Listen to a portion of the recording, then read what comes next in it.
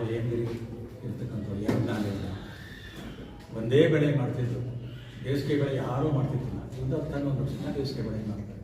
ಅದು ಎಲ್ಲಿವರೆಗೆ ಅದೇ ಬರೋಕ್ಕೆ ಮುಂದಕ್ಕೆ ಎಲ್ಲೂ ಹೋಗಲ್ಲ.